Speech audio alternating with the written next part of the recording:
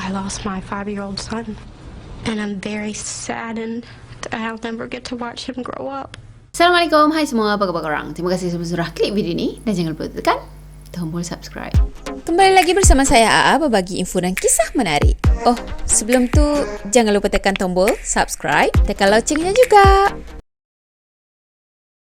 Okay, video kali ni kita sambung cerita kita yang hari tu, yang tajuknya Mak dari Nerak bunuh anak demi perhatian tu kan. Sebenarnya saya tak adalah suka sangat nak melabel-labelkan orang ni, tapi dengan apa yang dia buat ni memang itulah patut dilabel macam gitu. Serius lah. Jadi untuk orang yang belum tonton part 1, pergi tonton part 1 dulu, baru tonton part ni, baru macam korang faham sikit kenapa dia bertindak macam ni kan. So, siapa yang nak lengahkan masa? Jom kita start. Okay, lepas dia dah pregnant, part 1 kan dia pregnant kan. Lepas dia dah pregnant tu, dia pun teruskanlah hidup dia macam biasa. Jadi babysitter, jaga anak orang. Dan pada 3 Disember 2008, dia lahirkan seorang anak lelaki yang diberi nama Garnet. Dan masa tu sebenarnya umur dia baru je 21 tahun. Katanya masa Lassie ni pregnant, dia tak ada masalah apa-apa. Pregnancy dia okay, semuanya okay, smooth je. Sampaikan hari dia melahirkan Garnet tu pun everything is okay. Hari pertama Garnet dilahirkan, dia ambil banyak sangat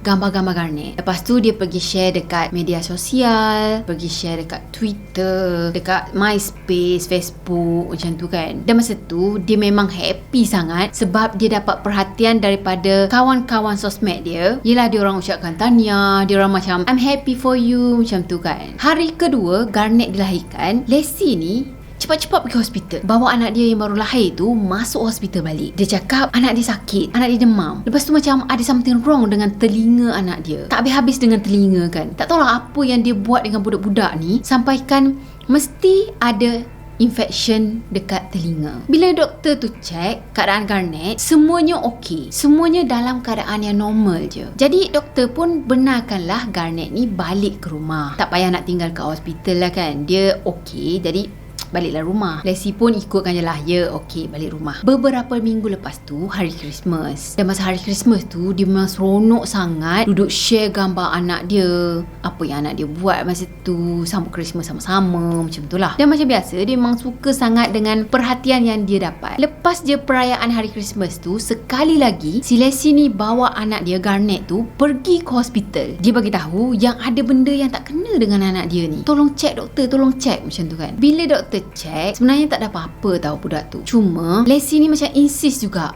anak dia memang sakit, anak dia ada something wrong dengan anak dia, macam tu. Jadi doktor pun tak apalah, kita masukkan IV test, macam tu kan. Doktor pun cucuk lah IV test dekat baby tu. Dah tu dia ambil darah untuk test kan. Dan si Lassie ni pula sibuk duduk ambil gambar anak dia kena cucuk untuk bagi IV tadi kan. Dan dia cakap, oh kesiannya anak aku, tengoklah ni dia kena cucuk dengan IV. Dan macam biasalah, ting post ke MySpace, post ke sosmed dia tu, dan dapatlah feedback daripada kawan-kawan yang tak tahu siapa tu kan. Bila Lassie post macam ni dekat media sosial tadi, dan dia dapat banyak sangat perhatian, dan juga jangan lupa simpati. Dia dapat simpati juga tau, sebab dia orang tu semua ingat anak Lassie ni sakit. Tambah pula masa tu baru je lepas Christmas kan. Masuk je tahun 2009, boleh kata hampir setiap hari dia akan postkan tentang keadaan anak dia dekat sosmed, dekat MySpace. Dan masa yang sama juga, dia kerap pergi jumpa doktor. Lepas tu dia cakap macam ada benda yang tak kena dengan anak dia. Dia cakap anak dia tak nak makan, makan sikit muntah. Dan anak dia ni nak pegang makanan pun tak boleh tau. Dah tu telinga anak dia selalu je keluar darah. Nampaklah kan, macam banyak sangatlah masalah dengan anak dia ni. Bila dah jumpa doktor tadi, doktor pun tengok-tengokkanlah keadaan baby tu. Doktor cek keadaan anak dia. Macam biasalah, buat test itu, buat test ini. Tapi tak ada simptom apa-apa pun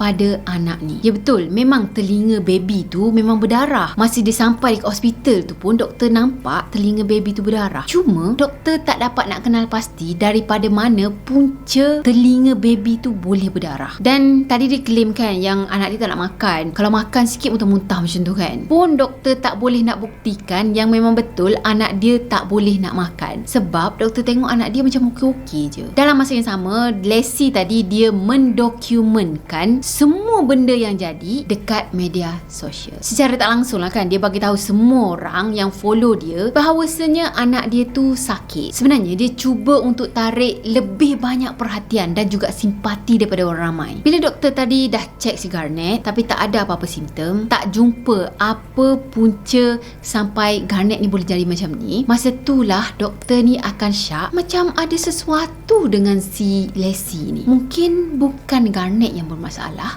tapi Lassie yang bermasalah. Jadi ada salah seorang doktor ni yang syak Lassie ni mengidap penyakit Munchausen by proxy. Jadi kita singkatkan sebagai MSP. Penyakit MSP ni sebenarnya adalah penyakit psychology disorder yang mana penjaga ni akan besar-besarkan penyakit anak ataupun secara tak langsung mengada-adakan penyakit si anak. Dan kebanyakan yang mengidap penyakit ni biasanya motif utama dia adalah mendapatkan perhatian dan juga simpati daripada orang ramai. Orang yang mengidap penyakit ni pula biasanya dia akan menipu tentang simptom yang anak dia dapat. Dia juga mungkin akan bertindak untuk menukar sampel anak dia kepada sampel yang orang yang betul-betul sakit. Kononnya untuk membuktikan yang memang anak dia ni sakit lah. Dan yang paling teruk, yang paling parah, kadang-kadang mereka akan mengada-adakan simptom yang sepatutnya tak ada. Contohnya, dia cucuk dengan ubat apa-apa ke,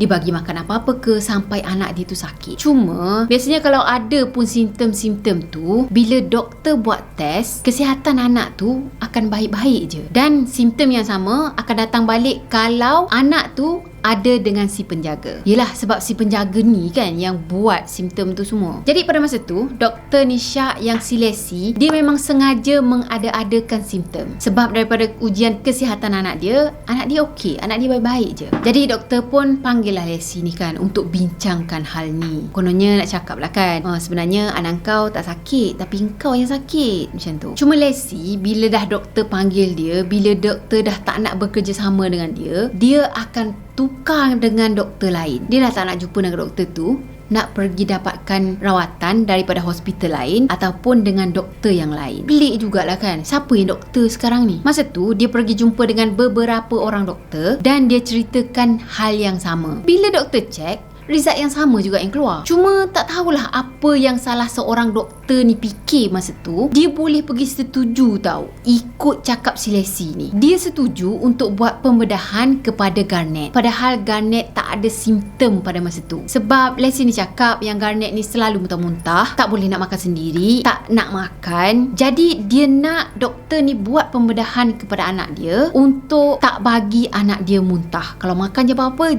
tak boleh muntah, macam tu lah. Dan pembedahan tu betul-betul berlaku pada Garnet masa dia berumur 6 bulan. Baru je 6 bulan tau, tapi dah tak boleh nak muntah. Sebenarnya ni kali pertama tau saya dengar ada juga pembedahan yang tak bagi orang muntah. Dan kesian jugalah kan siapa-siapa yang ada buat pembedahan ni, bila dia terasa nak muntah tu dia tak boleh tau. Faham tak betapa sengsaranya benda tu? Okay, masa umur Garnet 9 bulan, sekali lagi Lassie dapat meyakinkan seorang doktor ni untuk buat pembedahan kali kedua kepada Garnet. Tapi masa ni bukan pembedahan tentang dia punya tak boleh muntah tu. Cuma dia minta supaya doktor ni pergi install tiub makanan pada perut Garnet. Sebab dia insist yang Garnet ni tak nak makan. Jadi pada masa tu, doktor pasang tiub makanan dekat perut si Garnet. Dan senanglah lepas ni dia nak bagi Garnet makan apa-apa je, dia cuma sambungkan tiub tu dan makanan tu automatik akan masuk ke dalam perut Garnet. Cuma macam biasa, kesengsaraan anak dia pada masa tu pun dia kongsikan dekat MySpace, kongsikan dekat sosial media dia dengan caption, dia kena pakai tiub makanan. Ada salah seorang kawan Lassie ni, dia pernah cerita tau. Dia pergi ke rumah Lassie dan pada masa tu dia nampak si Garnet tengah makan sesuatu. Dan Lassie, dia nampak je anak dia makan, dia tepisnya tangan anak dia dan dia marah dekat anak dia dan dia hukum anak dia sebab makan. Jadi dalam masa 1 tahun tu, macam itulah dia punya aktiviti, naik turun hospital macam tu kan. Sampailah anak dia berumur 1 tahun. Masa anak dia umur 1 tahun tu, dia dah ada 2 23 rekod hospital. Dah check in hospital sebanyak 23 kali dalam masa setahun. Dan tak payah ceritalah, memang macam-macam isu yang dia bangkitkan, yang dia cakap anak dia ni sakit. Pada tahun 2010, masa tu Garnett berumur 2 tahun, Lassie buat keputusan untuk pindah ke Florida dan juga tinggal dengan nenek dia. Ramai yang percaya dia pindah ke Florida tu sebab hospital. Ya, sebab dekat tempat yang dia duduk time tu, semua hospital pun dia dah pergi. Semua doktor pun dah kenal dah dia ni. So tak mungkin dia dapat apa yang dia nak dekat tempat tu. Jadi dia kena pindah hospital, kena cari tempat yang baru, orang yang baru, doktor yang baru yang mungkin akan dengar apa yang dia cakap. Dah pindah ke Florida tadi, perangai dia makin pelik tau. Dia mula tulis blog tentang perjalanan penyakitnya si Garnett ni, dan dia mendokumentkan setiap perincian apa yang berlaku dalam hidup Garnett. Sebenarnya blog dia ni masih ada lagi tau sampai sekarang. Dan dalam blog tu jugalah dia bercerita tentang ayah Garnett. Dalam blog tu dia cakap yang ayah Garnett ni dah meninggal dengan tragis tau. Dan dia cakap yang ayah Garnett ni adalah seorang lelaki yang bernama Blake. Jeng. Ingat lagi tak yang saya cakap Blake nanti akan diceritakan balik untuk part yang kedua ni? Ya, Blake tu adalah lelaki yang dia keluar 2-3 kali je tapi tak jadi nak bercinta, dan dia orang memang tak ada hubungan langsung. Dan Blake tu sendiri adalah seorang anggota polis. Ya, Blake yang itulah. Dia boleh pergi cakap yang Garnett tu anak kepada Blake, padahal semua tu tipu. Ya, semua orang kena tipu dengan dia masa tu. Kadang-kadang orang yang macam gini, orang yang putar alam macam gini, lebih menakutkan daripada hantu tau. Yelah, dia punya menipu tu, air muka dia langsung tak berubah. Nampak macam betul, real je. Dan tak lama lepas tu, dia punya ketagih untuk dapatkan perhatian dan juga simpati daripada orang tu makin lama makin teruk. Dan dalam masa yang sama juga, makin lama dia makin berani tau. Tak lama lepas tu, dia pergi join satu grup WeChat ke grup WhatsApp ke macam itulah. Tapi grup tu grup mak-mak tau. Tak tahulah daripada mana dia dapat grup ni. Dia join grup ni. Dan masa tu dia pun berceritalah dalam grup tu yang dia ni seorang ibu tunggal. Daddy Blake tadi dah meninggal dengan tragisnya. Dan sekarang ni dia duduk jaga seorang anak yang tengah sakit. Nampaklah kan daripada penceritaan dia tu pun, siapa-siapa yang dengar pun macam bersimpati dengan dia. Dah tu dia pergi beritahu mak-mak ni yang sekarang ni sebenarnya dia tengah struggle untuk dapatkan anak yang kedua. Tiba-tiba pula dia boleh terfikir nak dapatkan anak yang kedua. Dan yang lagi pelik, yang lagi macam tak boleh nak fikir tau otak ni tau, adalah seorang mak ni, dia tawarkan suami dia untuk tidur dengan si Lassie ni dan mengandungkan si Lassie. Tak tahulah, mungkin dia rasa macam simpati sangat kot, sampaikan hati dia ni jadi pemurah macam tu kan. Saya rasa kalau orang Melayu kita ni pergi ambil kepala Lassie tu dan pergi ambil kepala mak yang offer laki dia tu, hantuk je dua tu kan. Kau nak apa weh? Tanya dia. Ya, tapi itulah yang berlaku. Lassie, dia sempat tidur dengan suaminya si pemurah ni beberapa kali tau, tapi dia tak sempat nak pregnant. Sekali fikir macam nasib baik jugalah kan. Dan last kali si pemurah tadi pergi bagi tahu Lassie, tak jadi. Saya rasa macam kita buat sesuatu yang salah sekarang ni. Jadi dia dah tak benarkan si Lassie untuk tidur dengan suami dia. Tak lama lepas tu makin ramai pula yang syak ada benda yang tak kena dengan si Lassie ni, sebab dia selalu menipu.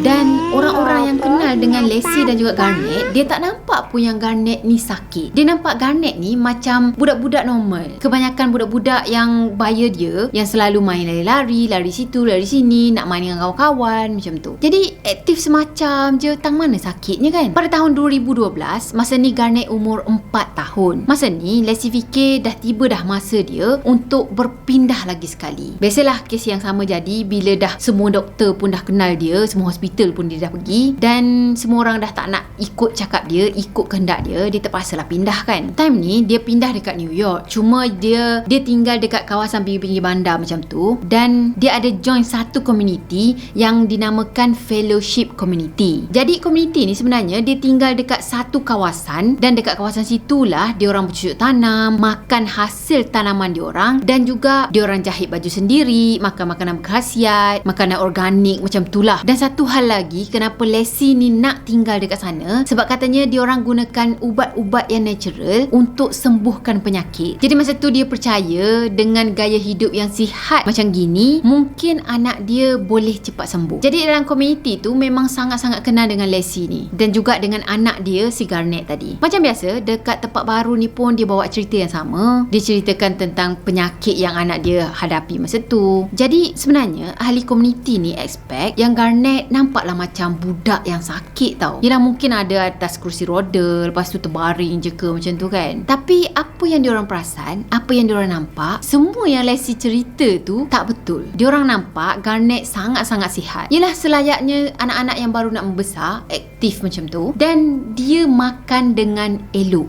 Tu yang paling penting tau. Diorang nampak Garnet ni makan dengan elok je. Tapi bila ahli komuniti ni buka cerita lah, tanyakan si Lassie ni kan, ni anak kau ni macam makan okey je. Masa tu lah dia mula menyangkal. Dia cakap, tak lah, anak aku sakit ni, tak nak makan apa semua kan. Dia tetap juga dengan cerita dia yang kata anak dia ni sakit. Masa tu dia tak hiraukan apa yang orang cakap dekat dia, dan dia tetap juga dengan aktiviti dia yang post-post dekat media sosial tu semua. Dah tu dia pergi jumpa dengan beberapa orang doktor dekat beberapa hospital. Dia ceritakan benda yang sama, dan dia cakap anak dia ni menderita daripada pembedahan yang lepas. Dan juga dia cakap yang anak dia tu ada penyakit Crohn dan juga penyakit celiac, yang mana kedua-dua penyakit tu sebenarnya penyakit yang ayah dia menderita masa dia kecil dulu. Tak tahulah, mungkin dia fikir yang itu penyakit keturunan ke apa kan. Dalam masa yang sama juga, doktor ni tak dapat nak sahkan yang Garnet memang ada penyakit-penyakit tu, sebab memang tak ada simptom. Daripada test result, daripada ambil darah apa semua, semuanya okey. Kadang kita dengar cerita dia ni, kita macam terfikir tau, kau nak apa sebenarnya? Sebenarnya kalau betul lah dia nak perhatian, banyak lagi tahu cara yang dia boleh buat untuk dapatkan perhatian. Tapi itulah, dia pilih untuk menyeksa budak ni. Kesian betul lah. Okey, makin lama, makin Garnet tadi dah besar, so adalah doktor-doktor yang macam cadangkan, rasanya kita dah boleh buang kot tiup makanan yang ada pada perut si Garnet ni. Bila doktor cakap je macam gitu, dah disangkal habis-habisan. Tak boleh katanya. Garnet memang perlukan tiup ni, sebab dia tak nak makan. Dekat rumah dia tak makan. Dia memang berkeras tak membolehkan untuk doktor tu cabut keluar tiup makanan daripada perut si Garnet. Dan setiap kali ada je doktor yang cadangkan macam gitu, dia akan tinggalkan doktor tu, say bye-bye engkau. Dah, dia pergi jumpa doktor yang lain pula. Memang, yelah, itu je lah dia punya aktiviti kan sepanjang tahun. Okey, pada Januari 2014, setahun lepas dia pindah tinggal bersama-sama dengan community fellowship tadi, ada satu hari pada hari Jumaat, dia call kawan dia dengan cemas tau. Katanya, Garnet tiba-tiba meragam. Boleh tak kau datang ke rumah aku sekarang? Dia demam panas, aku tak ada kereta. Tolonglah, macam tu kan. Kawannya pun dah dengar si Garnet, budak kecil lagi, sakit, demam panas pula tu. Dia pun cepat-cepat lah kan, bergegas pergi ke rumah si Lassie ni. Bila dah sampai dekat rumah Lassie, dia ketuk-ketuk pintu. Lassie buka je pintu. Dia tengok Lassie macam tenang je, steady je, sambil lipat-lipat baju, kemas-kemas barang, masuk dalam beg nak pergi hospital. Dan dalam masa yang sama juga, dia nampak si Garnet tengah disambungkan dengan tiup makanan. Dan dalam masa yang sama juga, dia nampak tiup makanan yang ada dekat perut Garnet tu disambungkan dengan satu beg yang dekat dalamnya ada satu cecair berwarna putih susu. Kalau kita sekali tengok, kita mesti fikir, oh mungkin dia minum susu lah tu kot kan. Jadi kawan dia ni pun pelik lah kan. Tadi macam kalut sangat, suruh aku datang cepat-cepat macam tu kan. Dengarlah macam cemas, si Garnet ni sakit, nak bawa pergi hospital semua. Tapi bila dah sampai, slow je. Dan tengokkan cecair putih yang dalam beg tadi pun, dia macam pelik juga. Sebab dia fikir si Garnet ni hanya ambil organic food sahaja. Jadi apa yang si Lassie ni bagi dekat Garnet masa tu? Macam tu lah dia fikir. Masa duk kalut-kalut bawa si Garnet tu masuk ke dalam kereta, si Lassie, dia tak nampak resah langsung. Dia tak nampak cemas. Air mukanya macam orang yang tak ada masalah. Dan dalam masa yang sama, dia sibuk duk ambil gambar dan post dekat internet. Bila dah sampai dekat hospital tu, doktor dapat tengoklah keadaan Garnet ni yang dalam keadaan terketar-ketar. Seolah-olah macam ada sesuatu yang tak kena dengan dia. Doktor juga perasan yang Garnet ni macam nampak macam nak muntah tau. Nak muntah muntah tapi tak boleh, nak muntah tapi tak boleh. Yelah, kan dia dah buat pembedahan untuk tak bagi Garnet ni muntah. Dah tu Leslie bagi tahu dengan doktor yang anak dia ada concussion. Dalam masa yang sama juga, doktor buat test dalam beberapa perkara lah. Dan salah satu test tu termasuklah sodium level. Masa tu, sodium level dia ada pada tahap normal, pada 140.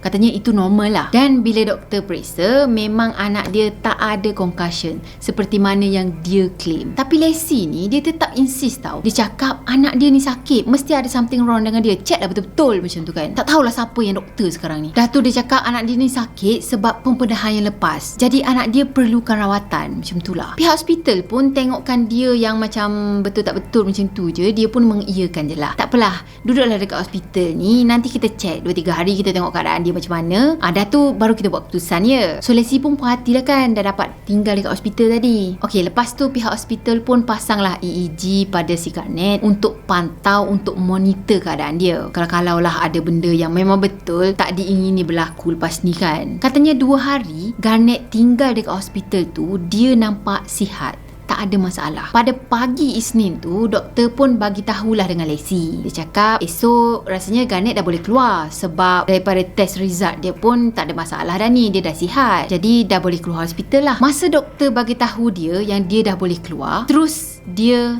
plan sesuatu tau. Katanya 10 minit sebelum kejadian ni, Garnet macam anak-anak yang lain, anak-anak yang normal. Dia main-main atas katil, dia melompat-lompat macam tu, happy je, riang je. Tapi 10 minit lepas tu, dia jadi sangat-sangat lemah. Dia sakit sampai membawa maut. Rupa-rupanya dekat dalam bilik tu ada CCTV tau. Yelah, CCTV yang pihak hospital ni guna untuk pantau keadaan si Garnet ni. Bila diorang check CCTV, diorang nampak yang si Garnet ni riang, lompat-lompat atas katil. Dan sampai satu ketika, si Leslie ajak Garnet untuk masuk ke dalam toilet. Keluar je daripada toilet tadi, keadaan Garnet terus jadi parah. Nampak dia seolah-olah kesakitan, tak sedap badan, nak muntah tapi tak boleh nak muntah kan. Ya Allah, kesian betul, memang kesian gila. Dah doktor tengok keadaan Garnet tadi, diorang pun pelik lah kan. Tadi macam okey je, esok dah nak keluar ward ni, kenapa tiba-tiba boleh jadi parah macam gini? Dan yang paling penting, doktor ni tahu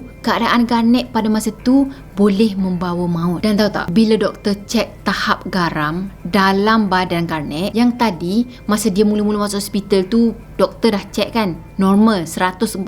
Dan sekarang ni, masa Garnet dah dalam keadaan yang lemah, diorang cek tahap garam tu boleh jadi sehingga 182. Bila doktor pakar dengar je nombor tu, dia cakap apa? Dia cakap tak mungkin, ini tak mungkin, cek sekali lagi. Dan diorang double check tau, diorang cek sekali lagi untuk pastikan betul ke tak 182. Ya betul, 182. Katanya tahap garam dalam badan manusia kalau dah cecah 160 pun, itu pun dah boleh membahayakan kesihatan manusia. Apatah lagi 182. Itu terlalu tinggi. Jadi tahap garam dalam badan ni kalau terlalu tinggi, dia boleh menyebabkan otak untuk membengkak. Dan bila otak membengkak, itulah yang akan jadi otaknya akan mati. Jadi bila dah tahu dah bacaan garamnya 182 tadi, memang semua doktor yang bertugas masa tu kalut gila. Sebab dia tahu itu adalah bacaan yang boleh membawa fatal kepada budak ni. Dalam masa yang sama, pihak hospital ni pindahkan Garnet ke pusat rawatan rapi dan diorang cuba untuk turunkan kadar garam yang ada dalam badan budak ni. Cuma tahap garamnya tu terlalu tinggi dan efeknya tu dah sampai ke otak. Dan Leslie tahu tak apa yang dia buat?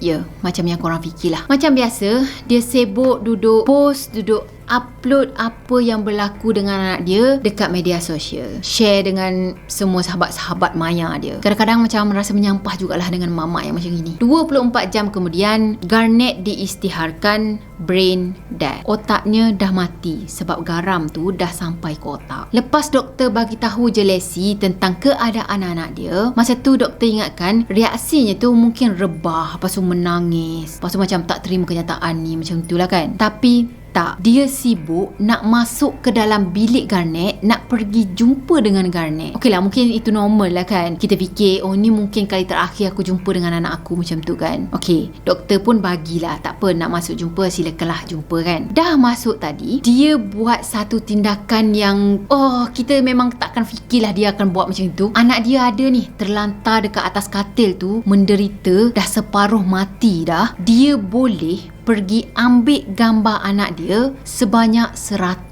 kali. 100 kali pergi ambil gambar anak dia tau. Dan semata-mata apa? Semata-mata sebab nak pergi share dekat sosial media. Tak tahulah kenapa sampai dia nak kena ambil gambar tu sebanyak 100 gambar. Ke sebab dia nak pilih-pilih pula yang mana yang cantik, yang mana yang tak, macam tu Kalau kita lah, keadaan orang terdekat kita jadi macam gitu, kita tak terfikir langsung nak ambil gambar dengan dia sebanyak 100 kali. Yelah, mungkin ambil gambar 1, 2 macam itu tu macam normal lah kan. Mungkin itu detik-detik akhir. Tapi ni 100 kali tau. Tak lenguh pula tangan dia nak ambil gambar. Tak puas hati lah, tak puas hati. Okey, masa tu doktor tak tahu apa yang berlaku dengan Garnet. Sebab yelah tak ada punca kan, macam tiba-tiba je. Dan ada satu je conclusion yang doktor buat masa tu, iaitu Garnet mengalami keracunan garam. Dan suspek yang diorang syak masa tu tak lain tak bukan si Lacey. Yalah, maknya si Garnet ni lah. Jadi doktor tadi pun terus call pihak polis, laporkan tentang hal ni. Mula-mula salah seorang pihak polis tu jumpa dengan Lacey, tanyakan tentang hal ni. Dan dia dengar apa yang Lacey cerita, dengar esak tangis si Lacey ni. Diorang pun macam percaya jugalah apa yang Lacey cakap kan. Dan diorang pun macam turut bersimpati. Ya, pihak polis ni percaya tau dengan sandiwara yang Lacey ni buat. Kiranya tak sia-sia lah Lacey masuk klub drama dekat sekolah tadi kan. Jadi masa tu diorang fikir mungkin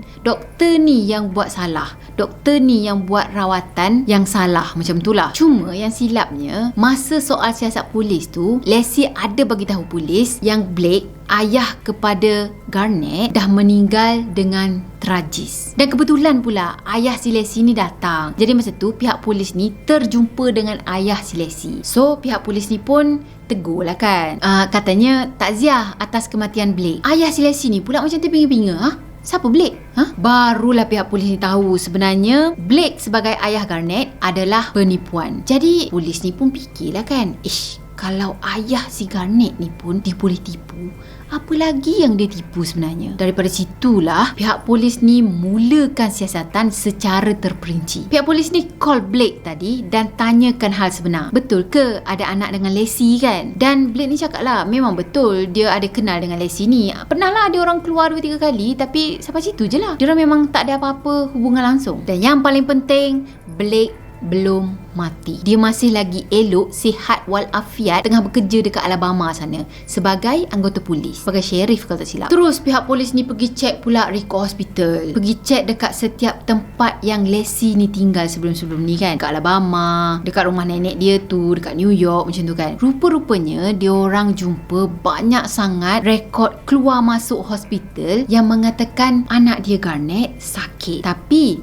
bila pihak doktor ni cek, anak dia tak ada simptom dan tak sakit. Dan ada juga rekod yang mengatakan adalah beberapa orang doktor ni syak yang si Lacey mengidap penyakit MSP tadi. Jadi diorang pun dah syak lah, memang ada something wrong dengan si Lacey ni. Diorang minta untuk luluskan waran geledah ke rumah Lacey. Masa dia orang geledah rumah Lacey tu, dia orang jumpa ada satu mesin yang katanya mungkin itu adalah mesin pam susu. Dan dekat atas sebuah meja tu ada ubat-ubat yang biasanya dia akan bagi dekat Garnet lah. Dan dekat ubat-ubat tu semua ada satu tin garam laut dekat atas meja tu. So kenapa garam laut tu boleh ada bersama-sama dengan ubatnya Garnet? Yelah, kalau dia gunalah garam laut tu untuk masakan ke apa, kenapa dia tak letakkan garam tu dekat dapur ke kat mana kan? Questionable dekat situ. Dalam masa yang sama juga, pihak polis dapat satu info terbaru yang menguatkan dakwaan mereka yang kata si Lacey ni dah buat jahat dengan si Garnet. Okey, ada jiran si Lacey namanya Valerie. Dia pergi bagi tahu polis.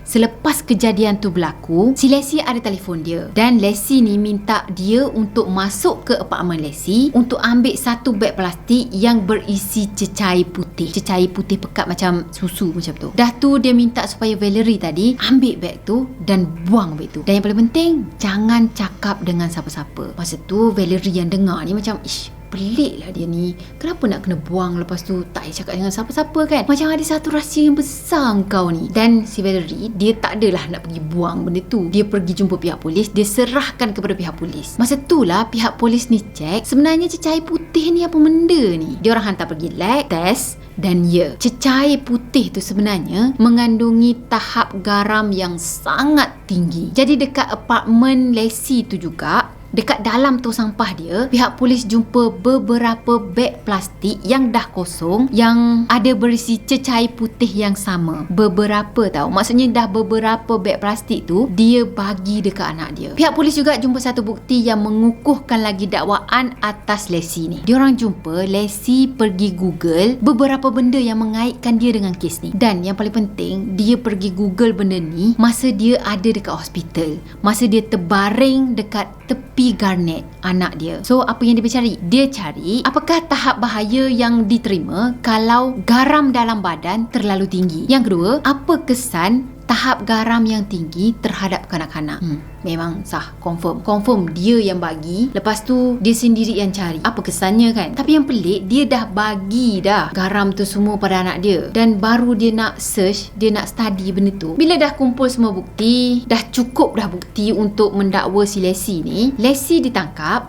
Tapi dia mengaku tak bersalah. Peguam bela Lacey pula, dia berhujah yang Lacey ni sebenarnya tak tahu apa-apa, dan pihak hospital lah yang bersalah sebab kecuaian dia. Tapi bila tunjuk bukti, ada satu lagi bukti yang macam penting lah untuk kes ni. Sebenarnya masa si Lacey tu masuk ke dalam bilik air, yang masa dekat hospital tu kan, sebelum anak dia betul-betul sakit tu, masa dia keluar dengan anak dia, dia letak anak dia atas katil dan dia lalu dekat depan katil tu tau. Dekat depan katil tu dia macam menyorokkan sesuatu, dan sesuatu tu pihak polis ni pasti itu adalah tiub makanan yang disambungkan dekat perut si anaknya. Jadi CCTV ni membuktikan yang dia meracuni anak dia dengan garam masa dia masuk ke dalam toilet tu. Sebab itulah bila dia orang keluar je daripada toilet, anak dia terus sakit. Jadi juri memang tak setuju langsung dengan apa yang peguam bela si Lacey cakap, dan masa tu Lacey discharge dengan second degree murder, pembunuhan tahap kedua, dan juga first degree manslaughter. Jadi dia dihukum selama 20 tahun penjara. Dan sekarang ni dia masih lagi dalam penjara, masih lagi menjalani hukuman penjara dia. Cuma hari tu adalah dia masuk satu temu ramah 48 hour kalau tak silap. Ya betul, 48 hour show. Dalam temu ramah tu dia tetap dengan versi dia sendiri, yang dia tak bersalah. Dia cuma nak jaga anak dia sebaik mungkin. Dia tak nak anak dia sakit. Jadi kalau dia nampak anak dia sakit, takkanlah dia nak biar je. Mestilah dia buat sesuatu macam tu lah kan. Dan katanya temu ramah tu lebih tertumpu kepada dia tau. Sebab dia cakap I macam tu lah. Dia cakap dia apa yang dia rasa macam tu. Dia macam kurang bercerita tentang anak dia, apa yang anak dia rasa, apa yang anak dia alami. Jadi fokusnya kepada kehidupan dia. Dan dia cakap dia dah hilang masa depan dia. Cuma itulah kenapa dia boleh fikir dia boleh hilang masa depan dia, sedangkan anak dia tu meninggal tau. Tak tahulah, tak boleh fikir lah. Kita punya tahap pemikiran tu tak sama level dengan dia. The end. Jadi dah cukup 2 episod. Korang rasa cerita ni macam menyakitkan hati tak? Ya, saya rasa memang sekali terfikir macam ada juga kan orang macam gini. Yelah, semata-mata untuk dapatkan perhatian daripada orang yang kononnya dia tak dapat perhatian tu masa dia kecil. Jadi dia sanggup buat semua ni. Yelah, itu anak kandung dia tau. Anak yang dia kandung 9 bulan 10 hari. Yelah, kalau cukup 9 bulan 10 hari kan. Tapi itulah ceritanya, anak tu anak kandung dia, darah daging dia pun dia macam tak ada perasaan langsung tengok penderitaan anak dia yang sebenarnya sihat walafiat. Saya memang macam tak boleh lah kalau benda yang berkaitan dengan budak-budak ni ataupun penyiksaan yang berlaku dengan kanak-kanak.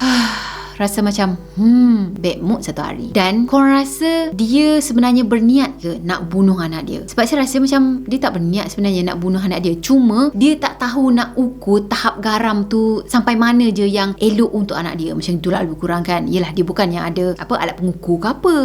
Dia main bajet-bajet je. Agaknya masa tu dia letak sikit je dah jadi macam gitu anaknya. Dan tiba-tiba je 2 hari dah sembuh. Doktor pun dah suruh balik. Mana boleh, dia nak lagi, nak post lagi dekat dia punya media sosial semua kan. So dia pun letak lebih sikit garamnya. Mungkin lah juga kan. Satu hal lagi, orang yang menderita penyakit ni, dia macam agak tak mungkin lah untuk membunuh orang tu. Sebab once dia dah bunuh orang yang dia boleh ambil simpati orang lain tu, the end lah dia punya populariti kan. The end lah dia punya perhatian yang akan dia dapat. Ok lah, saya rasa sampai di sini dulu untuk video kali ni. Saya harap korang sukakan video ni. Dan macam biasa, kalau korang suka video ni, jangan lupa tekan tombol like, comment, share dan juga subscribe. Jumpa lagi di next video. Bye bye. Assalamualaikum warahmatullahi wabarakatuh. Bye bye.